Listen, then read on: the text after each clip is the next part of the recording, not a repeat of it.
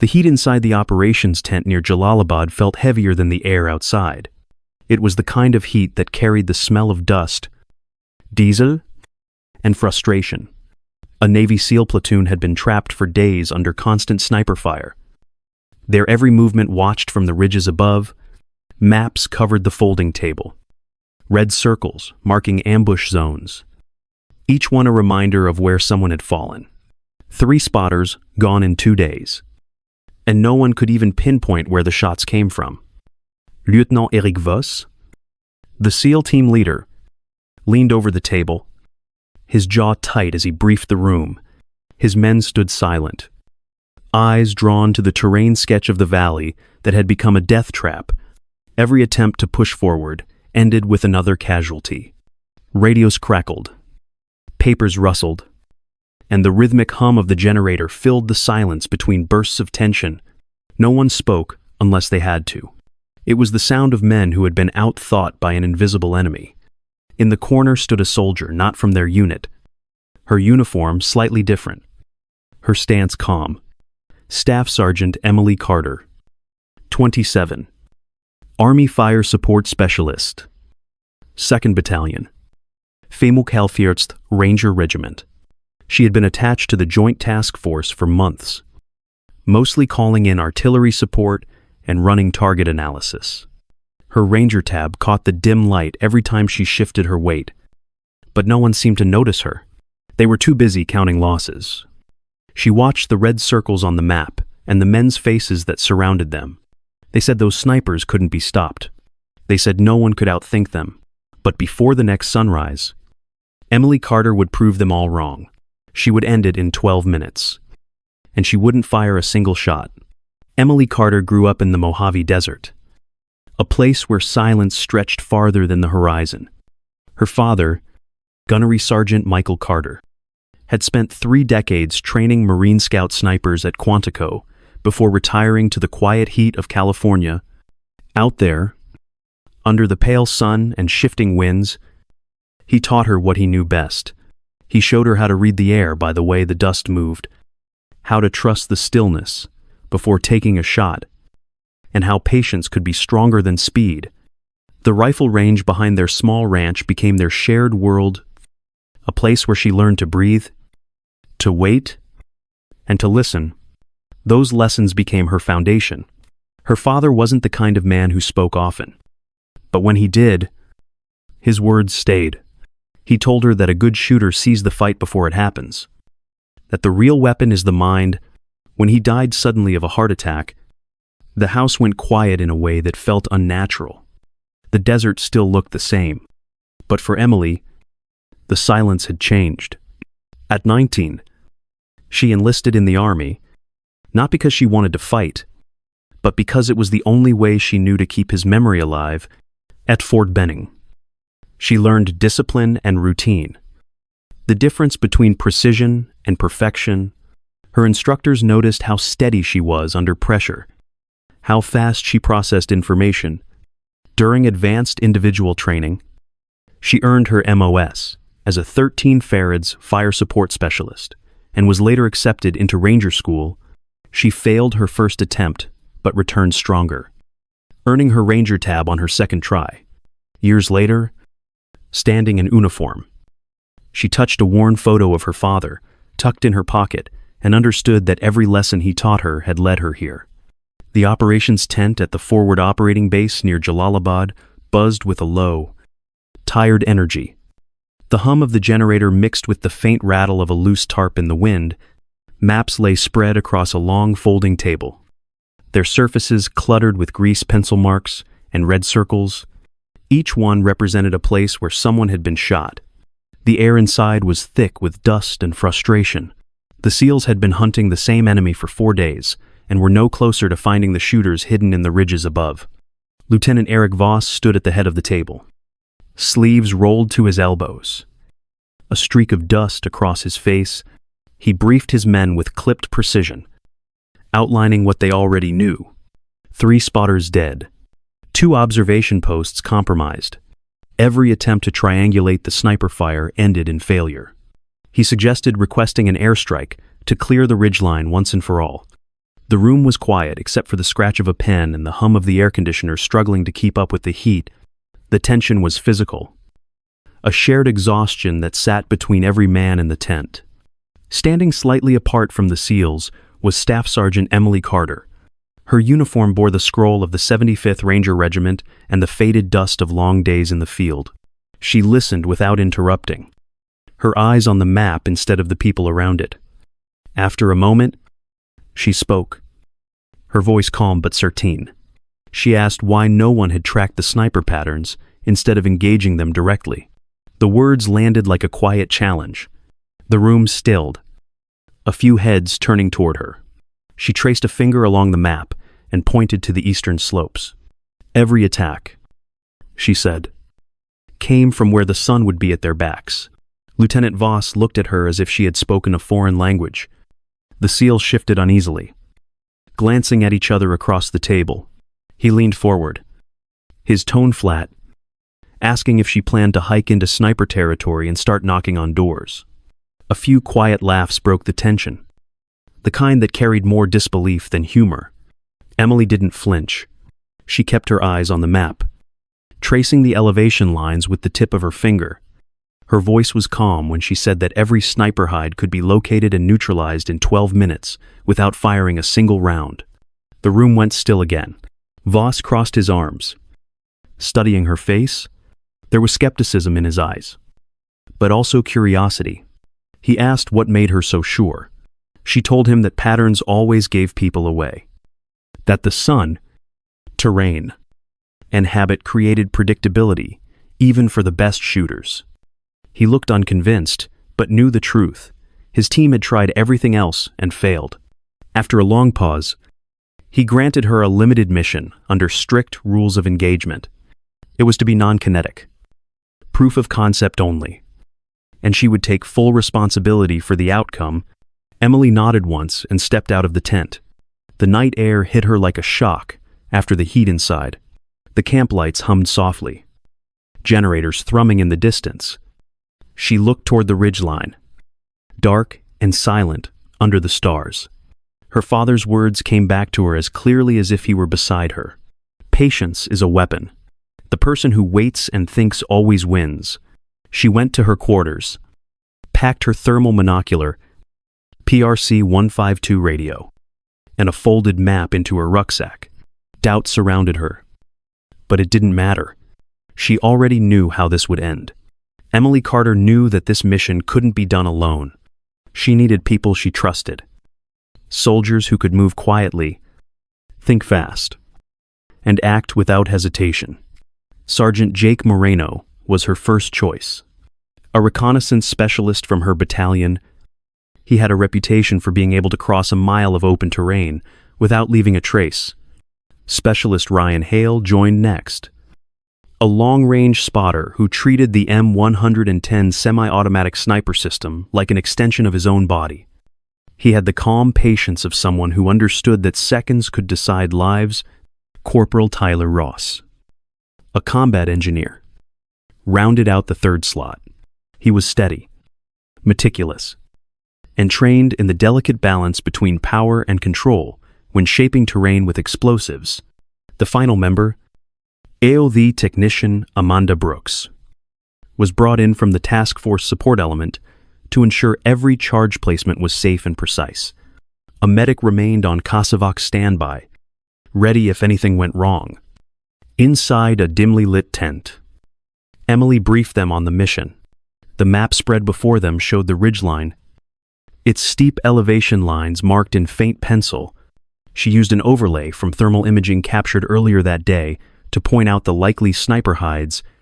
The plan was simple in concept, but complex in execution. They would move from the western slope under cover of night, locate the hides using thermal detection, and deploy M112C 4 blocks as non-lethal route denial charges. Every detail was reviewed twice, every angle checked. Before they left, she reminded them of the rules of engagement. No direct fire, no unnecessary risk, no civilian harm, intelligence value over destruction. She looked around the circle of faces, each one steady and focused. Her voice was calm when she said they would be back before sunrise. No bravado, no speeches, just quiet certainty. At 200 hours, the team moved out from the forward operating base, disappearing into the dark line of mountains to the west. The night was moonless, the air sharp and cold, and every sound carried farther than it should have. Emily led the formation, crouched low, her boots crunching softly over loose rock. The ground was steep and uneven, forcing them into a staggered column to keep their profiles small. The only light came from faint starlight reflecting off the metal edges of their gear. The silence was absolute, except for the slow rhythm of breathing and the low hum of radios set to whisper mode. Emily raised a gloved hand, halting the team. Through her AN divided by PAS 29 amperes thermal monocular, the landscape glowed in ghostly shades of white and gray. She scanned the terrain, pausing on a patch of disturbed ground that still held faint warmth. A sniper hide, recently vacated. She marked the coordinates on her handheld DAGR GPS, whispering into the encrypted PRC 152 to confirm. The team adjusted their movement, each man covering his sector as they climbed higher. Every 200 meters, they stopped again, dropping to one knee to check bearings and listen for movement. The cold bit into exposed skin, but no one complained. Hours passed like that, slow and deliberate. They found signs of life where there shouldn't have been any. A camouflage net that held residual heat, compacted soil where someone had lain prone, a spent casing half buried in dust. Emily's instincts guided them, each discovery matching the firing pattern she had mapped in her mind. When she spotted the final hide, it was just before dawn. The horizon was turning pale gray, the ridgeline cutting a sharp edge against the light. Every mark on her map lined up exactly as predicted. She exhaled slowly, certain now that the plan would work. The ridge was still dark when they reached the first hide. The clock read 5:47 a.m., and the first edge of sunlight was beginning to crawl over the eastern horizon. Every sound felt amplified in the cold air. The team moved with the precision of people who had done this 100 times before. Emily gave silent hand signals, her movements small and deliberate. Corporal Tyler Ross knelt by a narrow crevice in the rock and placed two M112 C4 blocks side by side.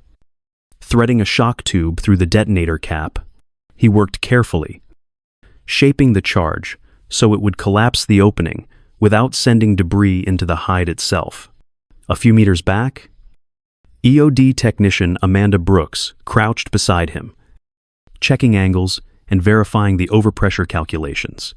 Her gloved fingers traced the contour of the rock before giving a silent nod. Sergeant Jake Marino and Specialist Ryan Hale watched the perimeter, eyes fixed on the ridgeline through their optics. Every position had to be secure before they moved to the next. The radio hissed softly in Emily's ear as she whispered into her PRC 152, confirming placement and timing. Each update came back short and calm, the voices of professionals under pressure but not fear. When the final charge was set, Emily reviewed her checklist in silence. No civilians in proximity, no direct engagement, minimal risk to life. Intelligence value preserved. She raised her eyes toward the pale light spreading across the valley. The sun touched the ridgeline, and for a moment, everything seemed to hold its breath. Then she gave the command. The detonations rolled out in unison, 6 sharp blasts that cracked through the still morning and echoed down the slopes. Dust rose, then settled. No gunfire followed. The radio stayed quiet, except for her voice, steady and controlled. All positions sealed, area secure. She watched the mountainside, waiting for movement. But there was none. The job was done. The team gathered their gear, checking each other's eyes before turning back toward the west. As they descended into the haze, the sound of their footsteps disappeared into the wind, leaving only silence behind. By 6:20 a.m., the valley was still. The sound of gunfire that had haunted the base for days was gone. The sun had climbed high enough to burn the morning haze from the ridgeline, leaving behind nothing but dust and silence. In the operations tent, Lieutenant Voss and his SEALs stood around the radio, listening to reports from observation posts. Every channel said the same thing: no movement, no shots fired. The ridge was quiet for the first time in 4 days. When Emily stepped through the flap of the tent, she carried the look of someone who had been out all night. Her uniform was coated in dirt, her sleeves rolled tight, her hair damp with sweat. She moved with a calm that contrasted sharply against the tension still clinging to the room. Voss turned toward her, studying her face as the final report came in. No casualties. No engagement. Mission complete. For a moment, no one spoke. The silence that followed wasn't disbelief anymore. It was respect. Voss finally asked how she had done it. Emily placed the map she carried on the table and traced the same ridgeline they had been studying the day before. She explained her method, how she had tracked the sniper's firing pattern, used the sun's position to predict their hides, and closed them off instead of engaging. One of the SEALs asked why she hadn't called for air support to finish the job. She looked up, her voice even, saying that her father once told her, "The smartest fight is the one you don't have to take." Voss was quiet for a long moment before extending his hand. He told her she had saved his platoon from another week of casualties. No one clapped. No one cheered. The respect in that handshake was enough. Within 48 hours, the sealed sniper hides were reopened under controlled supervision. Specialized EOD and military intelligence teams moved carefully through the ridgeline, clearing each access tunnel and removing debris by hand. The insurgents inside were disarmed and taken into custody without resistance. Their gear, weapons, and communication logs confirmed what coalition forces had suspected for months. They were part of an organized sniper network that had operated across the region for nearly a year, responsible for dozens of attacks along supply routes near Jalalabad. The discovery validated everything Emily Carter had predicted. Her battalion commander led the debrief in the command post, his voice measured but filled with quiet pride. He reviewed the mission logs, every step accounted for, every action justified under the rules of engagement. The reports from Lieutenant Voss and his SEAL team echoed the same message. Emily's approach had succeeded where brute force had failed. It was, as one intelligence officer described, the first successful non-kinetic counter-sniper operation conducted under real combat conditions. The solution had been built on patience, pattern analysis, and timing rather than firepower. Days later, she was called to the front of formation. Under the rising flag, her Bronze Star medal was pinned to her uniform. The citation cited tactical innovation, leadership under pressure, and the elimination of a persistent threat without a single casualty. Voss's written commendation was included in the citation, noting that her method had saved his platoon and prevented unnecessary destruction. Her commander informed her that the Joint Task Force had turned her mission into a formal case study titled Counter-Sniper Denial Operations, distributed to incoming units as a training reference. Emily stood quietly afterward, looking at the medal in her hand. It wasn't pride she felt, but clarity. The recognition wasn't about what she had done. It was about proving that intelligence and restraint could be stronger than the trigger. 2 years after Afghanistan, Emily Carter's mornings began in a different kind of silence. The war was behind her, but the discipline and focus it had taught her still shaped every breath. She had left active duty and founded Carter Tactical Solutions, a small company that trained law enforcement and military units in counter-sniper and observation tactics. On a wide desert range outside Tucson, the early sun glowed gold against the sand as she adjusted the scope on a student's rifle. The recruits listened closely, their boots kicking up dust as they shifted in the dry heat. Emily spoke softly, never needing to raise her voice. Her calm carried weight. She moved between the shooters, correcting a stance here, a breathing rhythm there. When one of them grew impatient, she stopped and told a story. She spoke of her father back in the Mojave Desert, a Marine Scout sniper instructor who had taught her that patience was a weapon. He once said, "The person who waits, watches, and thinks will always defeat the one who rushes and reacts." The range fell quiet, the recruits watching her in the same way she once watched him. She didn't talk about the war or the medal. She talked about stillness, focus, and the strength that comes from restraint. When the session ended, the recruits packed up their rifles and left the range one by one. Emily stayed behind. The wind carried the faint smell of sand and oil, the same scent she remembered from her father's range years ago. She looked out across the flat horizon, the light shimmering in the distance.